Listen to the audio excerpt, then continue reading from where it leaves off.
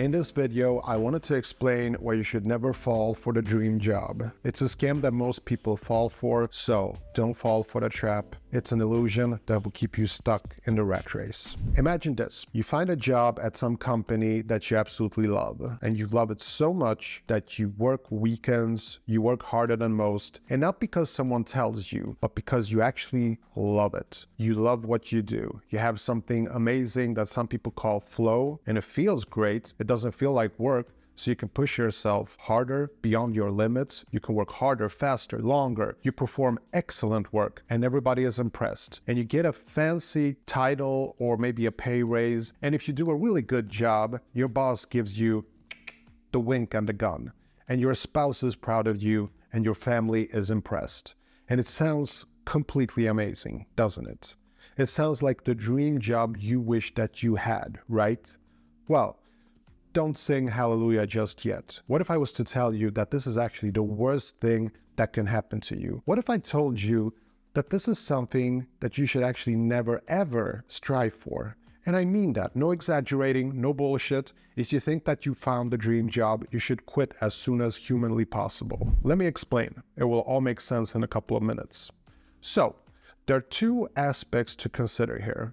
First of all, when you do what you love, it can easily become a vicious cycle if you are not careful. Now, most young people, I'm sorry to say this, but you just do not know what I'm talking about because you lack the work-life experience. Now, this could sound like a paradox, but you will actually get burnt out much easier from a job that you love than a job that you hate.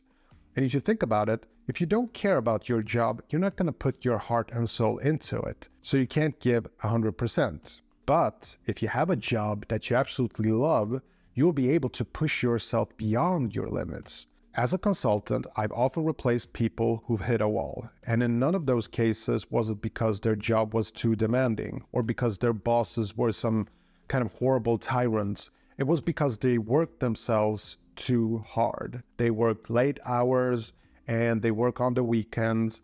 And not because someone told them to do it, but because they either loved it or felt the pressure to deliver no matter what. Now, personally, I've never been burnt out because I've never loved any of my consulting assignments, but I have been close a couple of times.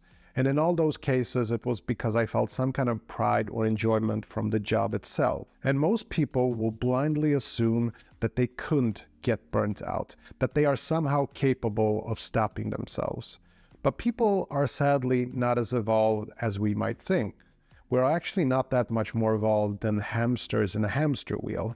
We sort of laugh at how, silly hamsters are. The thing about hamsters is that they love to run. They love it so much that they will run for hours in that hamster wheel. Sometimes it even gets so bad that they get sick from fatigue and even dehydration.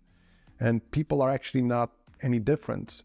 When we love to do something, we will do it even if it hurts us. And this I actually do know from personal experience. I love to make YouTube videos and I can easily work for hours editing a video to perfection, not even noticing that I've stopped eating or drinking, and I will not be taking any breaks because I won't feel that I need it.